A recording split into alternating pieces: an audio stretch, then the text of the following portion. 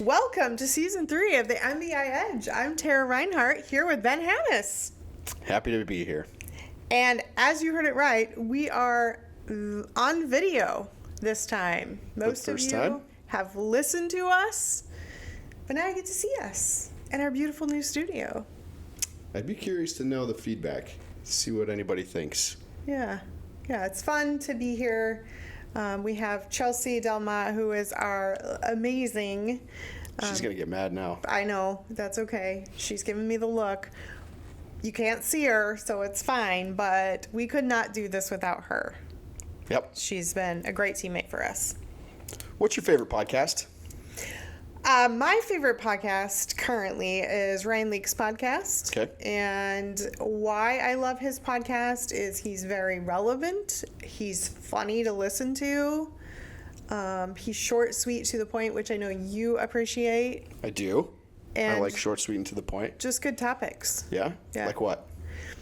Yesterday I listened to Why I Should Fall in Love with Boring. And I think you and I were having this conversation yesterday before Breakfast Club, but just about how routine, really the most successful business owners, NFL players, NBA players, WNBA players, all are extremely consistent and routined, and that can be extremely boring. Yeah, I can. I find that hard to sometimes live your life, though. To me, it's, I don't know. It would be great if you could get in a routine and stay in the routine all the time, but I think it's hard to achieve. Yeah, I think based on knowing you thrive on spontaneity. Well, not me only, but like a lot of people, are like that. They like to be adventurous. They like to try new things outside of their comfort zone. I like the idea. I mean, the concept of, especially in the workplace, that's probably where you can, be creative, but at the same time be very focused and manageable and, live your life that way. But there's got to be some adventure in your life, too. You got to break the mold of your routine every now and then, at least, I would think. But yeah, the other thing that I liked about what he was talking about, he shared many examples that I felt like you could easily pull off yourself, even if spontaneity was your thing. There were little things that you could do to fall in love with boring. So, good. Yeah. And I know this isn't a pitch for Ryan Leake, but I know he is coming to the conference, so... Yeah, and if anybody takes that message, you might want to look into it later on. Yeah, actually, we are going to have him on our podcast. Unfortunately, he's out of Dallas, Texas, so... We'll fly him up. He won't be here in person, but via Zoom, he'll be here via Zoom, and we'll be able to show his video. Okay. So you'll still get to meet him, get to know him before Winter Conference. Again, we're going to have limited seating in that session. We will have an early bird registration, so be on the watch out for that. Shoot me an email if you want to be. I promise we didn't set this first video up to be a sales pitch, but since you brought it up, I did mention it and want to plug it. Yeah. What other podcasts do you like? Let's see. What other podcasts am I listening to? Do you ever watch any on video? Honestly, I haven't because I'm usually in the car driving. You're one of those rule followers. I'm a rule follower, for sure. I am. I have fallen in love with boring. Okay.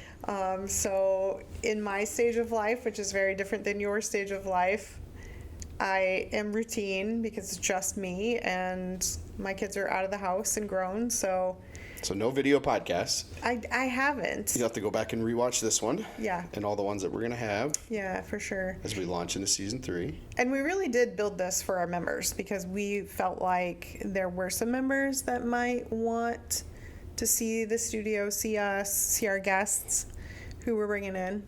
So I think that's one of the reasons we did video. What were some of the other reasons that we chose to move to the video platform? I don't know. I mean, I heard a joke today that it was like it was either The Onion or it was Babylon Bee or one of those satirical sites. But they said that there are an estimated 250 million podcast guests at home waiting for guests. Oh. There are 250 million hosts waiting for podcast guests, meaning everybody's doing it. Yeah. But it's hard to find content. It's hard to keep, engaging. Mm-hmm. And I guess for me, what I take out of this is that it is very engaging. It's fun to have people in here. Yeah. It's also hard to get people to want to go on camera. So I think it's going to be a challenge sometimes, especially when we want to talk economics or forecasting Iowa businesses, workforce issues, anything like that. But I think it's going to be fun to try to get people that might want to share a message to. And Yeah. so it's about getting comfortable, but it's about just being able to think that the cameras are off and just having an actual conversation. Yeah. Well, hopefully this will be an example, because you and I can sit out in the cafe and have a conversation like this about different things we're listening to. Yep. Obviously, yours is It's Been Real. Mine is What Were You Thinking? Yeah. And I'm so curious, which is why we have these conversations about what you're thinking about, especially when it comes to economic development, the financial side, stocks, all of those things that is really your jam. I don't know anything about it. I just like to listen and learn. I'm curious by nature, I guess. Yeah. And then my side, I like to read books and talk about what I'm reading. Yep. Talk about what other people are reading. So, yeah, it's been, we have lots of great books here. EOS, Extreme Ownership, Ryan's new book, How to Work with Complicated People. And of course, sometimes we're complicated. Yeah. So I think it'll be fun to talk about different ideas that are impacting Iowa, impacting our industry, leadership, economics. Yeah, I think it'll be fun. I think it'll be a good way to engage. And I know, taking our listeners' recommendations will be very helpful as we try to steer some of these conversations. Yeah. So for those that are listening or watching, it'll be fun to hear your feedback. Drop some, as they say, drop in the comment section and tell us what the studio looks like in your opinion, or if we something we need to change, some guests that you think that maybe we need to bring in. Yeah. We're all ears. It'll be a fun time. Yeah. And as many of you know, we are starting our strategic plan for the next 5 years. And so this was an area that we wanted to make sure communications, marketing was all part of that, which is your background. Not strategic planning. That's yours. That's mine, but communications and marketing and journalism and all of those things are yours. So talk to us about how this fits into your communications plan. I know you've been working on that. From a high level, I think we're always trying to figure out how to reach even outside of the membership. Mm-hmm. The membership we communicate to, I think, in a very effective way. Many would tell us we over-communicate.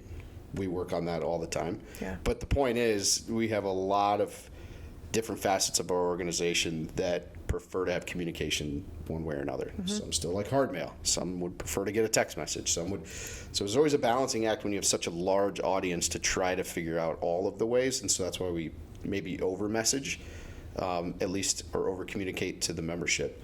But my communication strategy is about elevating this voice outside of the membership.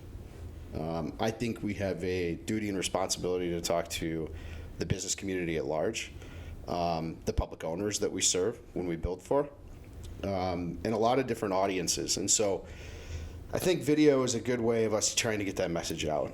Yeah. We try to engage with the design community a lot. We provide a lot of information on, bidding, public procurement, construction manager risk, alternative delivery methods. All of that information is in a silo if we're just communicating to our members. Mm-hmm. And so I'm hoping that this is a way of talking about some of those subjects to those audiences. The ones that we engage in, our niche is as an organization is advocacy, education, and resources, and our target market are commercial contractors and their trade partners who are advancing their people, businesses, and communities. And my view on this is we have messages to share, whether they're internal or external, but with an external audience. And so I'm going to be really focused on trying to elevate that brand and that message in the next 5 years. Yeah. And when we think about the generations that are currently in our industry and beyond, we have to offer different venues. So I know Instagram and, having our YouTube page, those are going to, I believe, move us to different generations than maybe what we've in the past attracted. Yeah, I think so. We have a lot of, we all know it, we all have a lot of legacy within the industry. But I think we have a responsibility to talk to, especially on the workforce front, talk outside of, and when we start talking about recruitment, I think there's a huge untapped market of potential in the ag industry that we don't necessarily do a good enough job of talking to. Whether you grew up on a farm, which is the majority of us in some way, shape, or form, or had a parent or a grandparent or somebody that had a farm, it's not feasible for those young people to oftentimes take the farm over. Right. And these are folks that we really need to lean into and show them that there's alternatives with really, really cool careers that don't require you necessarily to sit through school if you don't want to. And so I'm always trying to figure out how to craft that message to those audiences on the workforce front too. Yeah, and that's a huge component of our strategic plan. We'll be sharing that at regional meetings that are upcoming in October, but workforce attraction, recruitment, retention, all of those pieces, I think the communications and marketing is part of that. Yeah, So I think so. I think it'll be fun. Yeah. Well, I'm excited. So if you haven't subscribed yet, make sure you go and do that.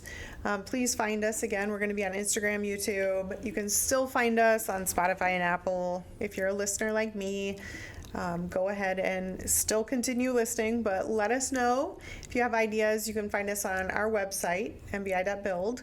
Ben's contact is there. My contact is there. Chelsea's is there. So we're happy to support your needs and wants. And if you're interested in being maybe a partner with us, we'll reach out. And I promise you, this will not be a 3-hour podcast. No, Ben is efficient. This will be 10 minutes, 12 minutes, 15 minutes. Occasionally, it'll go up to a half an hour. If it goes past 30 minutes, we'll break it into 2 parts because this is not the format for longer than 30 minutes, I would say, in my opinion. So we look forward to you following along, and we'll talk to you out on the trail.